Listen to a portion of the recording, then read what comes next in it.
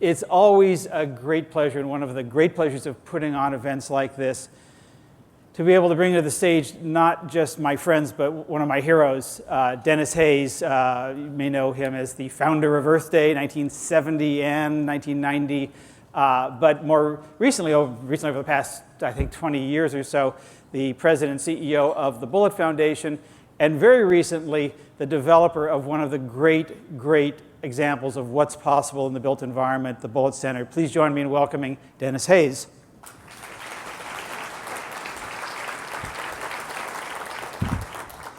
Go, Denis. Everybody. Thanks, thank you. Good morning. So the topic here is how a living building comes to life. A living building is, in fact, an organism. And this organism had a really long gestation period, and the conception of it, as conception often happens, it was a pretty private thing. It was down in the middle of the Namib Desert in 1965. I was at that point quite young. I had hair that came down to my shoulders, the good old days, a beard that went down to my chest, and I'd been hitchhiking around the world for 3 years for all sorts of complex reasons that we'll summarize here as just trying to figure out the meaning of life, especially for me. For no particularly good reason, this whole thing came to a head in the Namib Desert one day when I was in a very remote part, and I found myself in the middle of the night waking up and becoming strangely aware of a National Science Foundation Ecology Institute that I'd taken part in over one summer, where we studied animals and plants, didn't study people. And I had this blinding insight, absolutely astonishing insight that people were animals. That will not strike many of you as a blinding insight, but you were not 19 years old and starving and freezing and what have you in the middle of the desert. Actually, if you go through the chest, animal, vegetable, mineral, I could have gone with vegetable as well. The important part of this insight was that people were bound by the same rules of ecology as the rest of life on Earth. By the time that I got up the following morning, I had pretty much resolved for myself what I was going to be doing with the rest of my life. And I went back to the United States, graduated, got my undergraduate degree, went off to graduate school, and my first 3 months dropped out to organize the first Earth Day in 1970. Still, I think, the largest planned event in American history, and one that led to the Clean Air Act, the Clean Water Act, the Endangered Species Act, the Safe Drinking Water Act, the Marine Mammal Protection Act, and a raft of other pieces of legislation that brought, in many cases, ecological principles to redefine fundamentally the way that America does business. The New York Times referred to me as angry. I wasn't particularly angry at the time. I was deeply suspicious, though. This was in my never trust anyone over 30 phase, an attitude that I personally abandoned some years ago. But it turns out to have been really well founded with the passage of some subsequent legislation, and we were able to uncover what was going on. It turned out that our phones were being tapped. That was considered to be a big deal back then. Our mail was being opened. We even had somebody on my staff who was a paid informant, so I actually shouldn't have trusted people under 30 either. Went on with my life. Fast forwarding, basically everything that I've done has come out of that same set of principles. I headed the National Renewable Energy Laboratory. I taught human biology at Stanford. I worked for the World Watch Institute. I wrote a few books. And I'm now leading a foundation that is deeply involved with urban ecology. But I had never built anything that reflected those core values. And then after 40 years, I found myself as the president of the Bullitt Foundation.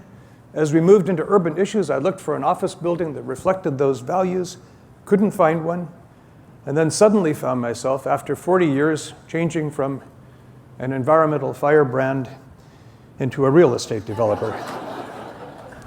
Of course, the immediate challenge at this stage in my life, not to suggest that I have a hair fixation, but I wasn't sure I could meet the hair challenge. Even there, it turns out that biomimicry had something to offer. So when we decided to figure out what we're going to do, we went hard looked at all the different ways that buildings were rated, found that the toughest challenge and the ones that were closest to my values was the living building challenge. It was sufficiently tough that there were no buildings that had met the living building challenge. So we decided that we would go off and do it with a commercial office building. Among the things that you have to do is generate as much energy on site as you use, rely entirely on rain for all of your water, and make sure that you then infiltrate your treated gray water on site, zero net waste, eliminate all toxic materials, only use FSC wood. And there's 20 of these things you jump through, to which we added, it would be car-free. Our garage would be designed to handle only bicycles. It would be built for resilience, so it would last for, hopefully, with a design life of at least 250 years. The youngest building on the campus of Oxford University is 600 years old. I have mentioned to my banker a few times that they didn't have better architects back then. They didn't have better engineers. They certainly didn't have better material scientists. The big difference was 600 years ago, they didn't have economists. So our objective in all of this was to build a building that functions like a tree, that would ultimately nestle into a city once we got ourselves with that accomplished, that functioned like an urban ecosystem. This is what it produced. This building does not look much like a Douglas fir tree, but it actually operates very much like one. Douglas fir tree, as you noticed with that big blob of green that I had a few slides back, exposes every surface that it can to harvest sunlight. Similarly, ours extends its roof out over the surrounding sidewalks. And in a typical year in cloudy Seattle, and I should say as a preface, this is the cloudiest major city in the contiguous 48 states, we will generate 230,000 kilowatt hours, a figure that is meaningless to almost everybody that one mentions it to.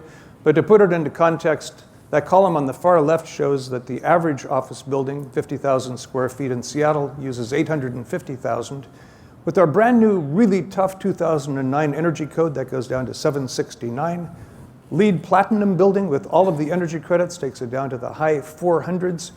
And that little green thing there is how much energy our photovoltaic array will produce in an average year.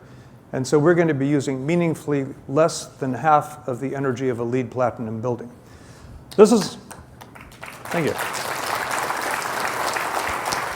And this is what we actually did last year. That upper line is what a building, 50,000 square feet, the average building in Seattle, built under the 2009 code uses. The dotted line is how much energy we used. The yellow under the dotted line is how much electricity was produced by our photovoltaic array. And the red is the utility that we purchased from Seattle City Light. If you are a utility and your entire business model is selling red bars, this building is your worst nightmare.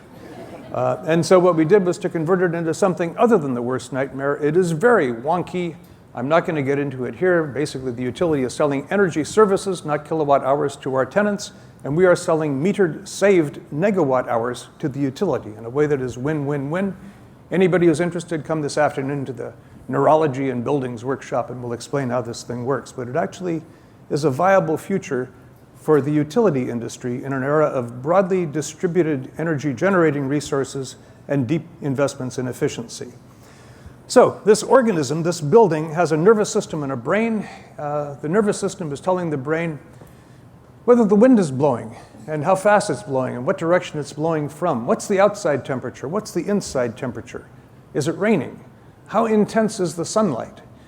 Is the interior starting to feel stuffy from a buildup of carbon dioxide? All that stuff goes into the brain, and with some fairly simple algorithms, it decides, for example, should the windows be open or should the windows be closed? And it does it automatically. Should the blinds be down or be up? And if they should be down, what angle should they be tilted at this particular intensity of sunlight? And it's all worked flawlessly. If the wind gets to 30 miles an hour from the direction that that wind is coming, the blinds automatically go up. If you look at the picture here, the blinds are on the outside of the building, where they ought to be, because that stops the sun from coming through the 3 panes of glass and warming up the inside. Heating system, you got 26 geothermal wells. They're 400 feet deep. Think of yourself looking out the window of a 40-story building down at the ground. That's how deep our geothermal wells are. This just says we recover the heat when we have a managed exhaust of air from the building. Our lighting is magnificent. Yesterday morning, I had a group from Palm Springs that I was touring through it. It was about 8:30 when I paused and said, has there been anything in the last half hour that struck you as odd? Anything at all uncomfortable? And they were completely puzzled, and I said, did you notice that there were no lights on in any room that you've been in? At the end of October in Seattle, early in the morning, no need, not even for task lights on desks. People who have seasonal affective disorder don't get it here. Take a look here just at the orange slice. We use 1/40th the amount of energy to heat our building that the typical building in Seattle uses. This is my irresistible stairway. It caused me to lose 19 pounds since we moved in. I'm on the 6th floor. This is our water system. Those little purple things make the water increasingly well filtered. Then it gets hit through that silver thing with ultraviolet radiation. The water that's in the water tank is purer than the driven snow.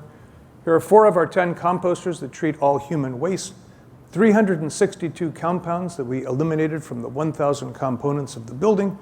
And finally, to sum up, first 6-story building in the United States to be truly net energy positive from sunbeams on its own roof. Again, this is Seattle. Remember that the roof of a building is the roof, whether it's 1 story or 6 stories or 50 stories, you've got that much. We could not have done 10 stories in Seattle. We might have been able to do 7. But at least in Seattle, if we can do 6, it's good to ask, what's up, Phoenix? Second, the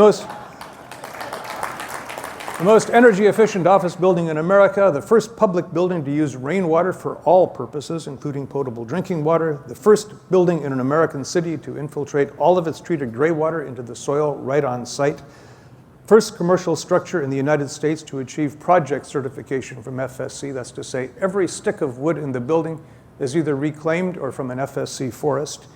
It's the only 6-story building in the world to use only composting toilets. The Chinese briefly had a building that was 8 stories that used them. It didn't work out, and they've since changed. They may have taken over computer chips and photovoltaic panel, but by God, composting toilets, we are the king. USA, USA, USA. It's the first building to eliminate all materials that are toxic, carcinogenic, mutagenic, or endocrine disrupting, and the first one to meet, we believe in a couple of months, the Living Building Challenge.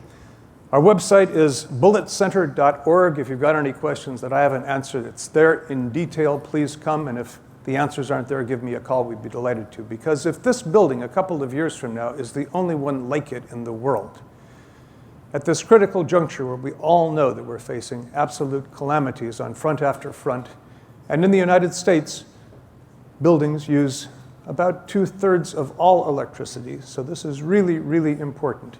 We've got to now make sure that this is not a one-off, but this is the beginning of a transition to a set of buildings that are designed for the world that will exist 20, 30, 50, 100 years from now. Thank you.